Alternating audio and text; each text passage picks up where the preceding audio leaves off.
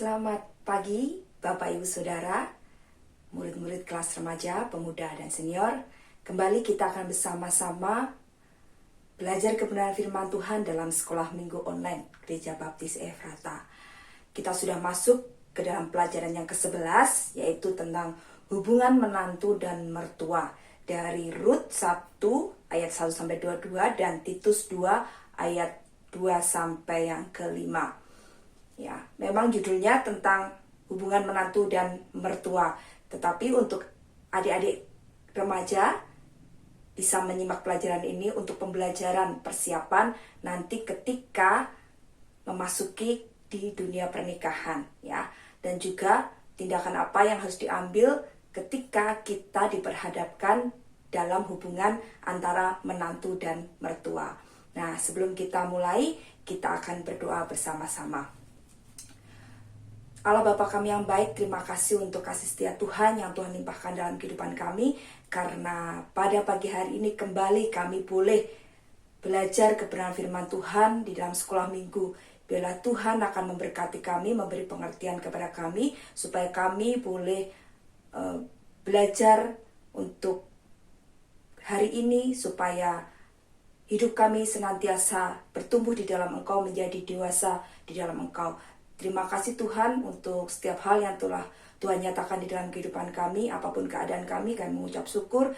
Dan terlebih pada saat ini kami boleh kembali untuk merenungkan kebenaran firman-Mu, untuk kembali belajar kebenaran firman-Mu. Biarlah Engkau Allah yang akan memberkati dan mengajar kami, sehingga setiap apa yang kami dengarkan, apa yang kami pelajari, bolehlah menolong kami terus untuk menjadi anak-anak Tuhan yang seturut dengan kehendak Tuhan, menjadi berkat dan kesaksian bagi orang-orang di sekitar kami. Terima kasih Bapak, terima kasih. Setiap teguran, ajaran, atau penghiburan kami terima dengan penuh ucapan syukur di dalam pengajaran kami pada pagi hari ini. Karena hanya dalam nama Tuhan Yesus Kristus kami sudah berdoa. Amin. Ayat yang diambil dari Rut 1 ayat 1-22, nanti Bapak Ibu Saudara bisa baca secara sendiri-sendiri di rumah ya, di Alkitab masing-masing. Yang kita baca hari ini yaitu di Titus 2 ayat 2 sampai yang ke-5 ya. Titus 2 ayat 2 sampai yang ke-5. Laki-laki yang tua hendaklah hidup sederhana, terhormat, bijaksana, sehat dalam iman, dalam kasih dan dalam ketekunan. Demikian juga perempuan-perempuan yang tua, hendaklah mereka hidup sebagai orang-orang beribadah, jangan memfitnah, jangan menjadi hamba anggur, tetapi cakap mengajarkan hal-hal yang baik. Dan dengan demikian mendidik perempuan-perempuan muda mengasihi suami dan anak-anaknya, hidup bijaksana dan suci, rajin mengatur rumah tangganya, baik hati dan taat kepada suaminya, agar firman Allah jangan dihujat orang. Bapak Ibu Saudara, kalau kita perhatikan di dalam masyarakat, pasti tidak asing lagi jika ada pembicaraan tentang ketidakcocokan antara menantu perempuan dan mertua perempuan. Ya, ada ketidakakuran, ya, sering terjadi kesalahpahaman. Sebenarnya itu terjadi tidak hanya antara menantu perempuan dan mertua perempuan, tetapi juga kadangkala terjadi antara menantu laki-laki dan mertua laki-laki, ataupun mertua laki-laki dengan menantu perempuan atau sebaliknya ya. Tapi seringkali yang disoroti adalah kecenderungan ketidakcocokan antara mertua perempuan dan menantu perempuan. Bahkan banyak sekali dibuat sinetronnya di televisi ya, tentang perselisihan antara seorang menantu perempuan dan mertua perempuan. Apakah sebenarnya hal itu memang wajar terjadi, ataukah sesuatu hal yang bisa dikatakan bisa dihindari atau bisa diusahakan untuk antara menantu dan mertua hidup rukun ya. Kalau kita melihat dan membaca di dalam Rut pasal 1 ayat 1-22, di situ ada suatu teladan yang luar biasa indahnya. Kehidupan menantu perempuan dan mertua perempuan hidup rukun, hidup saling mengasihi, ya, saling menopang dan saling menolong satu dengan yang lainnya. Dan itulah yang patut kita teladani. Hal itulah yang patut orang-orang percaya hidupi di dalam kehidupannya, untuk hidup rukun dengan semua orang, termasuk dengan menantunya atau mertuanya. Nah, kita akan bersama-sama belajar dari Naomi dan Ruth, bagaimana mereka sebagai menantu dan mertua bisa hidup rukun, hidup saling mengasihi, dan mengerti satu dengan yang lainnya. Yang pertama, kita akan belajar dari Naomi, mertua yang saleh. Ya, kalau kita lihat di dalam kehidupan Naomi bahwa dia memiliki suami dan 2 orang anak laki-laki. 2 anak laki-lakinya semuanya mengambil istri, orang-orang Moab, orang yang tidak percaya kepada Tuhan. Tetapi dari kesaksian hidup keluarga Naomi, kedua menantunya akhirnya mau percaya kepada Tuhan dan hidup dengan rukun bersama-sama di dalam keluarga Naomi. Keadaan ini tentunya otomatis tidak begitu saja terjadi, tetapi oleh karena kehidupan Naomi sebagai seorang mertua yang bisa menjadi teladan di dalam kehidupannya. Dia hidup saleh, hidup benar, rajin dan setia. Itu yang dilakukan Naomi, sehingga menantu-menantunya meneladani kehidupan Naomi dan percaya kepada Naomi, bahkan mengasihi Naomi. Kalau kita lihat di dalam Rut pasal 1,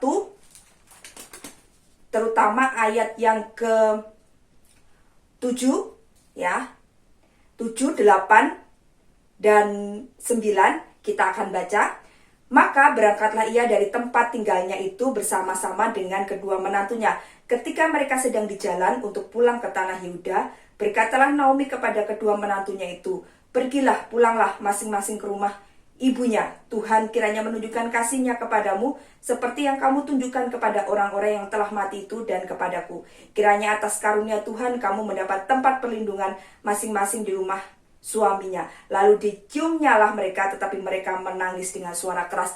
Ini bukti bahwa mereka saling mengasihi. Ketika Naomi memutuskan untuk kembali ke negerinya, saat suami dan kedua anaknya sudah meninggal, dan dia hanya tinggal dengan kedua menantunya, dia menyuruh menantunya untuk kembali pulang ke bangsanya, kepada ayah ibu mereka. Ya, saat terjadi dialog atau diskusi ini, mereka menangis. Ya, dikatakan di dalam Alkitab mereka menangis. Ini bukti bahwa mereka sungguh-sungguh saling mengasihi. Padahal mereka hanya memiliki hubungan antara menantu dan mertua. Ya, bukan anak dengan ibu, tetapi kasih yang ada di antara mereka sungguh besar, sehingga terjadi perpisahan yang sangat menyedihkan. Ya, ketika akhirnya Orfa memutuskan untuk meninggalkan Naomi dan kembali ke negerinya. Berbeda dengan Ruth, Ruth tetap tetap berkeputusan ingin mengikuti Naomi. Nah, dari peristiwa ini juga digambarkan betapa Naomi seorang wanita atau mertua yang memiliki sifat demokratis, sifat terbuka, sifat tidak memaksakan kehendak, ya, tetapi memberikan kebebasan sepenuhnya kepada para menantunya untuk mengambil keputusan apa yang hendak mereka jalani kemudian. Nah, dari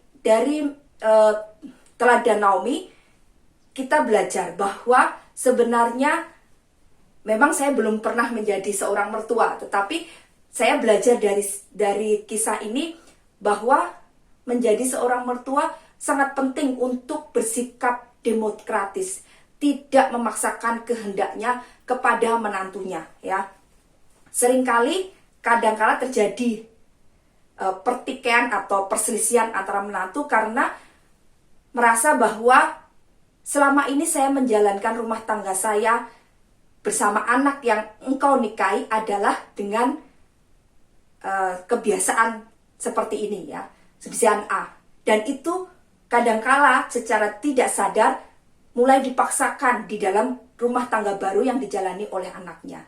Ya, perlu disadari bahwa ketika anak kita sudah menjalani rumah tangga yang baru, maka mereka juga memiliki peraturan baru yang harus mereka lakukan bersama istrinya, karena menantu kita memiliki latar belakang yang berbeda dengan anak kita dan keluarga kita.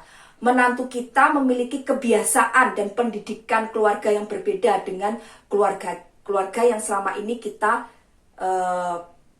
atur atau kita layani sebagai ibu, ya.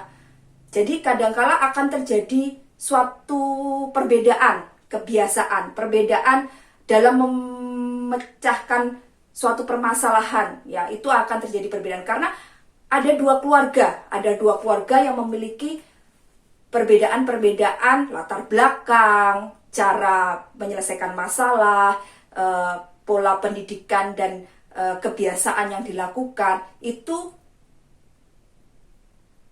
terjadi pada keluarga baru. Nah, kadangkala sebagai mertua kita tidak sadar, ya, karena berpikir bahwa tetap ini adalah anak saya yang bisa saya istilahnya saya besarkan, saya didik, saya arahkan. Jadi ketika dia berumah tangga pun saya masih ingin mengarahkan dia, mengatur dia seperti itu. Padahal anak-anak kita sudah beranjak dewasa dan bahkan ketika anak kita adalah anak laki-laki, dia yang harus bisa mengambil keputusan untuk rumah tangganya, untuk keluarganya sendiri, keluarga kecilnya. Nah, apa yang harus kita lakukan sebagai mertua, ya? Kalau kita lihat dari kisah Naomi ini, kita memberikan nasihat kepada anak-anak kita, kepada menantu, kepada anak kita, ya. Nasihat-nasihat yang baik, nasihat-nasihat yang berguna, yang sesuai dengan firman Tuhan, tanpa mementingkan ego kita, tanpa mementingkan bahwa nih saya yang benar, tidak, tetapi semuanya untuk kebaikan keluarga dia, ya. Nah, ketika kita memberikan nasihat, apapun keputusan yang diambil oleh anak atau menantu kita tidak boleh memaksakan. Jika memang keputusannya berbeda dengan apa yang kita nasihatkan, mari kita doakan mereka supaya keputusan yang mereka ambil bukan keputusan yang salah, tetapi keputusan yang benar yang sesuai dengan firman Tuhan. Ya, tanpa kita harus ikut masuk lebih dalam di dalam rumah tangga anak-anak kita, ya. Karena kita sadar bahwa bagian kita sudah berhenti, dalam artian berhenti seperti ini. Bukan tidak berfungsi sama sekali, tidak, tetapi sudah saatnya mereka melakukan semuanya sendiri, ya.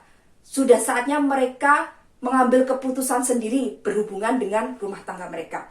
Sama ya seperti kita ketika kita memiliki anak-anak kecil, ya.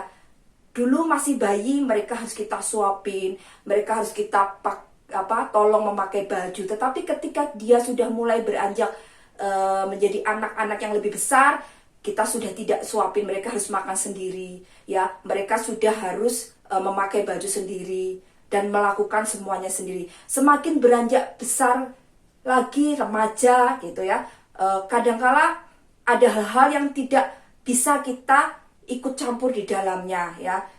Tapi kita hanya bisa memberikan nasihat, menolong mereka untuk mengambil keputusan-keputusan yang benar sesuai dengan firman Tuhan. Itulah yang kita lakukan. Nah, ketika kita melakukan itu pun terjadi saat anak-anak kita berumah tangga, ya. Kita perlu sadari bahwa bagian kita adalah mendidik dan membesarkan mereka, mengajari mereka sampai mereka beranjak dewasa dan bisa hidup mandiri, mengambil keputusan sendiri dan menjalani hidupnya sesuai dengan firman Tuhan yang telah kita ajarkan di dalam kehidupan mereka. Nah, ketika nasihat kita mungkin tidak didengarkan atau tidak dipakai oleh anak atau menantu kita, janganlah kita menjadi sedih, ya. Tetapi mari kita doakan supaya apa yang mereka putuskan, apa yang mereka ambil untuk jalankan itu yang terbaik buat mereka, ya. Dan semuanya kembali kan kepada Tuhan supaya Tuhan menuntun dan menolong rumah tangga anak-anak kita. Nah, ketika kita menjadi orang-orang yang demokratis, tidak memaksakan kehendak, kita mau mengerti dan memahami keberadaan mereka tanpa memaksakan, dulu loh saya seperti ini, dulu loh saya seperti ini, harusnya kamu juga seperti ini, harusnya kamu seperti ini.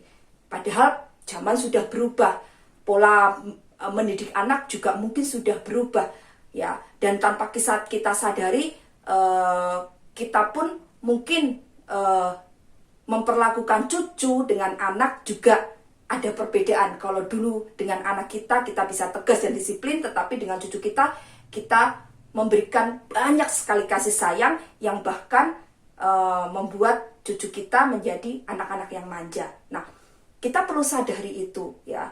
Kita perlu sadari itu dan kita dengan rendah hati. Bukan berarti kita orang yang sudah tua tidak perlu rendah hati.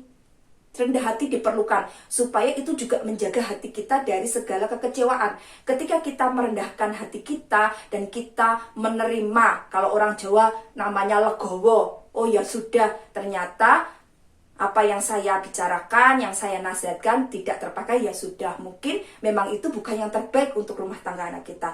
Kita bisa menerima itu, maka kita pun bisa hidup dengan damai sejahtera. Dan menantu kita ya bisa melihat, oh luar biasa ya mertua saya itu berpengertian sekali. Dan saat saya membutuhkan dukungan, saat saya membutuhkan suatu nasihat, dia bisa memberikan yang terbaik ya, nasihat dan dukungan kepada saya. Walaupun saya itu menantu ya, bukan anaknya. Saat itu terjadi maka menantu pun akan merasa menjadi seperti seorang anak bagi mertuanya ya. Nah, kadangkala ada orang-orang yang merasa bahwa kamu menantu saya, berarti kamu masih orang luar dari keluarga saya. Tidak seperti itu ya. Ketika anak kita memutuskan untuk menikah dengan dia, maka secara otomatis dia juga adalah bagian keluarga kita yang baru. Dia adalah anak-anak kita juga. Ketika kita menganggap dia juga anak-anak kita, maka kita akan memperlakukan hal yang sama seperti yang kita lakukan kepada anak kita yang sebenarnya ya, walaupun dia menantu kita. Dan itu akan terjadi indah sekali, dan menantu kita pun akan sangat mengasihi dan menyayangi kita ya, sebagai mertuanya yang bisa diandalkan, bisa diteladani, yang menolong mereka juga untuk belajar menjadi ibu yang baik, istri yang baik bagi keluarga mereka. Nah, yang kedua adalah kita belajar dari Ruth ya. Dari Ruth, bagaimana Ruth sebagai seorang menantu sangat menghormati mertuanya. Sebenarnya hubungan yang terjadi antara menantu dan mertua ini akan terjadi harmonis jika ada timbal balik ya. Tidak hanya menuntut satu arah, sama seperti hubungan suami istri ya. Ada timbal balik yang seimbang. Demikian pula dengan menantu dan mertua, ada hubungan timbal balik seimbang.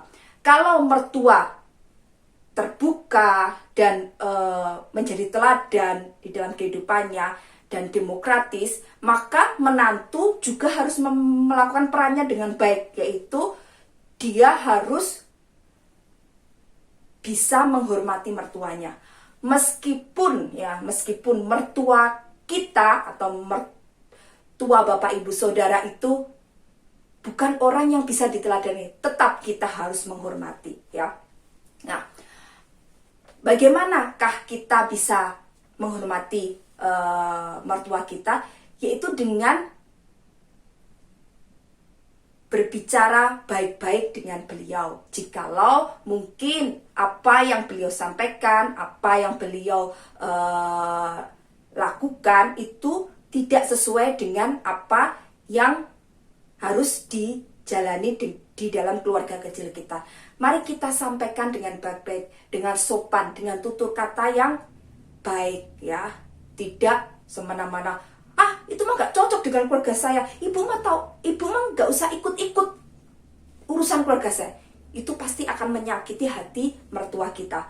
Tetapi kalau kita bisa berbicara baik-baik, berdiskusi baik-baik dengan mertua kita, maka dia pun akan merasa dihargai. Dia pun bisa mengerti, oh ternyata apa yang saya lakukan itu salah karena akan berdampak seperti ini kepada keluarga anak saya, kepada menantu saya. Nah, kalau kita lihat tadi bahwa terjadi diskusi ketika Naomi akan kembali ke bangsanya ya, antara Orpa dan Ruth. Mereka berbicara dari hati ke hati ya, dari hati ke hati untuk memecahkan masalah ini.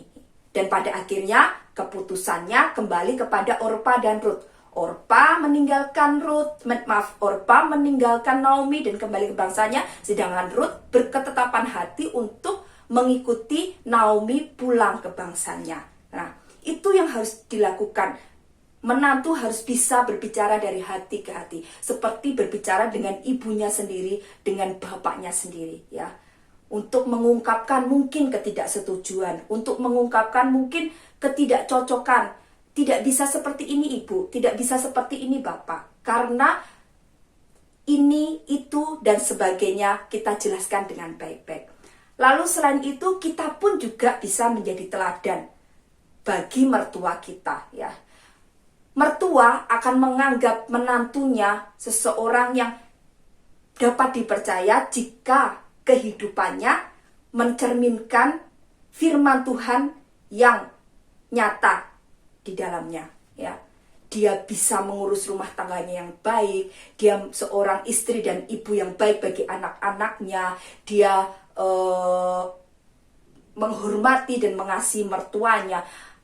Dalam segala tingkah laku, perkataan, dan perbuatannya adalah hal-hal yang layak untuk diperhitungkan di dalam kehidupannya, ya. Ketika dia setia, dia taat, dia saleh, orang tua akan melihat, oh, menantu saya itu baik sekali, dia itu setia, dia itu taat, dia bisa mendidik anak-anaknya, membawa anak-anaknya pada Tuhan, dia bisa menjadi seorang penolong yang baik buat anak saya, ya, buat istri atau suaminya. Lalu dia bisa melengkapi istri dan suaminya. Mertua akan melihat, oh, pekerjaannya seperti itu. Oh, dia dapat dipercaya memegang uang, dia dapat dipercaya, ya. Tidak hutang sana, tidak hutang sini, tidak berfoya-foya dengan apa yang dia miliki, tetapi dia bisa mengelola sedemikian rupa. Mertua akan melihat. Ketika mertua melihat semuanya itu, maka mertua akan percaya dan memperhitungkan sang menantu, ya. Ketika sang menantu mendapat ada masalah dan sang menantu mengatakan sesuatu atau berusaha memberikan solusi pemecahan masalah, pasti mertua akan mendengarkan, ya. Karena sekali lagi, seseorang memperhitungkan apa yang dia ucapkan dilihat dari teladan hidupnya, ya. Apakah dia sudah bisa dipercaya, apakah dia benar-benar orang yang bertanggung jawab, maka semua yang dikatakannya orang akan mendengar, ya. Orang akan memperhitungkan apa yang dia omongkan, ya. Tetapi kalau kehidupannya tidak menjadi teladan, kehidupannya porak-poranda, ketika orang itu berbicara, maka orang, apa itu bicara, kehidupannya aja seperti itu, ya. Orang akan menilai seperti itu. Demikian pula mertua kita akan mendengarkan apa perkataan kita jikalau kita sudah menunjukkan teladan hidup yang baik buat dia, ya. Sehingga mertua kita percaya kepada kita dan merasa lega karena cucu saya dan anak saya memiliki istri dan ibu yang luar biasa, memiliki suami dan ayah yang luar biasa. Nah, itulah yang terjadi. Jadi ada keseimbangan. Nah, ada keseimbangan antara peran mertua dan peran menantu. Tidak bisa dilakukan secara berlebihan, tetapi semuanya harus seimbang. Tidak bisa saling menuntut, tetapi semuanya dilakukan bersamaan dan saling melengkapi satu dengan yang lainnya. Jika itu terjadi, maka akan terjadi hubungan yang indah antara menantu dan mertua. Tidak ada lagi sinetron-sinetron yang mengisahkan tentang menantu yang jahat kepada mertuanya atau mertua yang jahat kepada menantunya, tidak ada. Ketika kita kembali kepada firman Tuhan dan menjalankan peran kita masing-masing sesuai dengan kebenaran firman Tuhan, maka semuanya akan berjalan dengan indah dan damai sejahtera memenuhi keluarga kita. Nah, bagi adik-adikku yang remaja, ya, ini bisa menjadi pembelajaran. Kadangkala kita merasa bahwa ketika kakak-kakak kita sudah berumah tangga dan terjadi konflik antara ibu kita dengan kakak ipar kita, kita masih cenderung untuk membela ibu kita, ya. Mungkin karena merasa bahwa dia ibu kita, ya. Kadangkala kita dibutakan sebenarnya yang salah itu siapa, yang benar itu siapa, duduk permasalahannya seperti apa, kita tidak memperhitungkan itu kadang, ya. Kita sebagai adik ya, kakak kita dan anak ibu kita pasti, dia masalah menantu mah kurang ajar kok seperti itu sama ibunya dan sebagainya. Tetapi mari kita bersikap bijaksana, ya, sebagai adik ipar. Jangan juga ikut terlalu masuk ke dalam rumah tangga kakak kita. Dan jangan menilai suatu permasalahan dengan menutup mata hanya membela karena dia ibu saya, karena dia kakak saya kandung, jadi pasti benar. Tidak. Tapi kita perlu juga menjadi orang-orang yang bijaksana, bisa menilai duduk permasalahannya seperti apa. Jikalau memang yang salah ibu kita, jikalau memang yang salah kakak kandung kita, tidak ada salahnya kita memberikan pembelaan kepada kakak ipar kita, ya. Tidak ada salahnya kita menjadi pendamai di situ, ya. Tidak malah ngompor-ngomporin, ya, menjadi panas, semakin panas. Iya bu, karena kan dia begini-gini, gitu ya. Kakak ipar mah gini-gini, gitu ya. Ya, soalnya istrimu atau suamimu seperti ini, ya. Itu akan menghancurkan rumah tangga kakak kita, ya. Tetapi mari kita dengan bijaksana, kita nilai semuanya dengan objektif, bukan subjektif, ya. Siapa yang salah, siapa yang benar, bagaimana duduk perkaranya, mari kita menjadi penengah yang membawa damai buat keluarga kakak kita, dan juga terlebih kepada keluarga besar kita. Sehingga kita sebagai remaja-remaja, kita bisa menjadi orang-orang yang berperan juga di dalam keluarga kita, ya. Menolong ibu kita untuk memahami kakak ipar kita, menolong kakak ipar kita untuk memahami ibu kita, ya. Dan semuanya akan menjadi indah. Jadi dari pelajaran ini bahwa suatu hubungan bisa terjalin dengan baik, terjadi dengan baik, dan semuanya menjadi indah oleh karena kita memerankan peran kita masing-masing dengan sungguh-sungguh, ya. Dan semuanya bisa berjalan dengan indah oleh karena Tuhan menolong dan memberkati juga. Mari kita serahkan semuanya kepada Tuhan. Ketika ada permasalahan yang terjadi dan kita tidak mampu mungkin menegur mertua kita, atau kita tidak mampu untuk menegur menantu kita, mari kita serahkan pada Tuhan, ya. Kita tidak bisa merubah manusia, tetapi hanya Tuhan yang bisa merubah manusia. Dan yakin dan percaya ketika kita doakan tiap hari menantu kita atau mertua kita yang mungkin hidupnya belum sesuai dengan firman Tuhan, belum bisa menjadi teladan, mereka bisa berubah dan menjadi orang-orang yang hidup sesuai dengan firman Tuhan, menjadi berkat bagi keluarganya, menjadi berkat bagi keluarga besar kita. Nah, saya akan membacakan satu kesimpulan yang menjadi inti dari mengapa bisa terjadi hubungan yang tidak baik antara manusia satu dengan yang lainnya. Itu semuanya oleh karena ada sesuatu yang salah dengan orang itu, ya. Ada hubungan yang tidak benar dengan Tuhan, maka akan terjadi hubungan yang tidak benar pula dengan manusia. Kesimpulannya, hubungan yang benar dengan Tuhan akan menghasilkan hubungan yang benar dengan sesama manusia.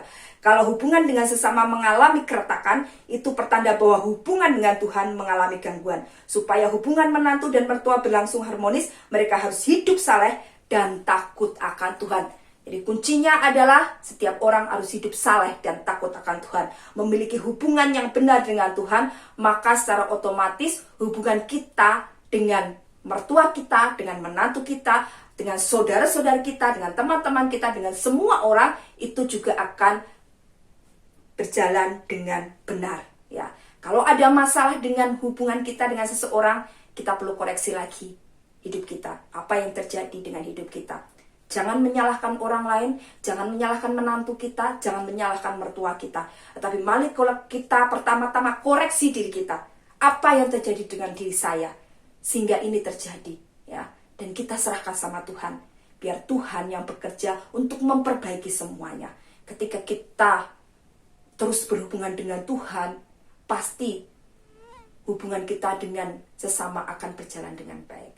Bapak Ibu Saudara, kalau mungkin ada hal-hal yang ingin ditanyakan, ada hal-hal yang ingin didiskusikan ataupun di-sharingkan, silahkan menghubungi guru masing-masing ya. Bisa Ibu Yohana, saya Ibu Yohan, Bapak Pendeta, atau Ibu Ripka. Melalui WA atau bisa menelepon secara langsung. Mari kita terus membangun hubungan yang baik dengan keluarga kita, dengan menantu kita, dengan mertua kita, dengan ipar-ipar kita. Mari kita jalin hubungan yang baik supaya keluarga Kristen sungguh-sungguh keluarga yang penuh dengan damai sejahtera, sungguh-sungguh keluarga yang menjadi berkat dan kesaksian bagi orang-orang di sekitarnya. Ketika orang melihat luar biasa sekali keluarga Kristen, antara menantu dan mertua, antara ipar, bisa hidup damai. Dan itu menjadi hal yang indah dan menyukakan hati Tuhan. Amin. Mari kita akan berdoa bersama-sama untuk menutup pelajaran kita hari ini. Bapak yang baik, terima kasih untuk pelajaran hari ini.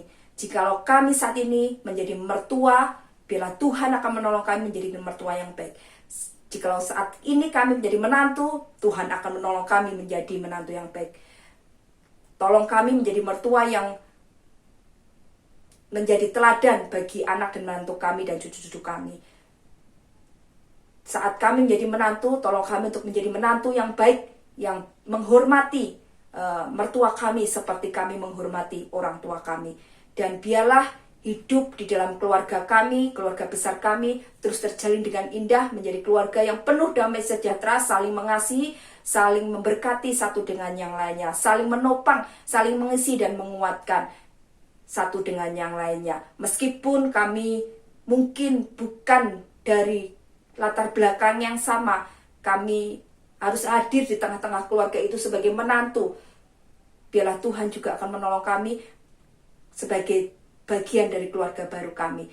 Tuhan tolong kami juga, para mertua, supaya kami bisa menerima anak orang lain yang memutuskan untuk menjadi bagian keluarga kami, dan kami boleh menolong mereka, juga membawa mereka seperti, mengasihi mereka seperti kami mengasihi anak-anak kami yang Kau percayakan ke dalam kehidupan kami. Terima kasih Tuhan, terima kasih. Tolong kami Tuhan, jikalau mungkin ada hal-hal yang tidak bisa kami lakukan, ada hal-hal yang mungkin masih tidak berkenan di hadapan-Mu ketika kami menjalin hubungan dengan orang lain, Tuhan kiranya mengampuni kami.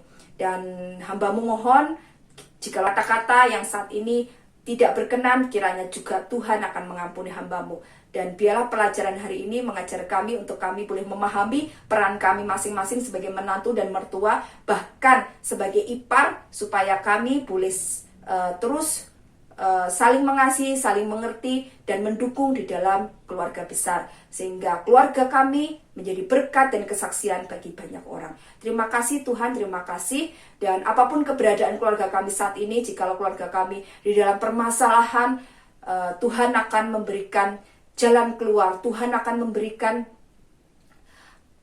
penyelesaian tepat pada waktunya. Jikalau kami sedang terhimpit masalah perekonomian, biarlah Tuhan akan memberkati keluarga kami dan mencukupkan segala kebutuhan kami. Jikalau dari anggota keluarga kami ada yang sakit, biarlah juga Tuhan yang akan menyembuhkan dan memulihkan. Terima kasih Tuhan untuk pelajaran hari ini. Biarlah kami boleh terus menjadi anak-anak Tuhan yang berkenan kepada Engkau, yang melakukan peran kami sesuai dengan apa yang Kau kehendaki untuk kami lakukan di dalam kehidupan kami. Terima kasih Bapak, terima kasih. Kembalikan kami di dalam sekolah minggu online minggu depan, supaya kami boleh kembali belajar kebenaran firman Tuhan bersama-sama dan bertumbuh bersama-sama menjadi anak-anak Tuhan yang dewasa, yang mengasihi Engkau, yang memuliakan nama-Mu. Terima kasih. Di dalam nama Tuhan Kristus kami sudah berdoa. Amin. Selamat pagi, Tuhan Yesus memberkati.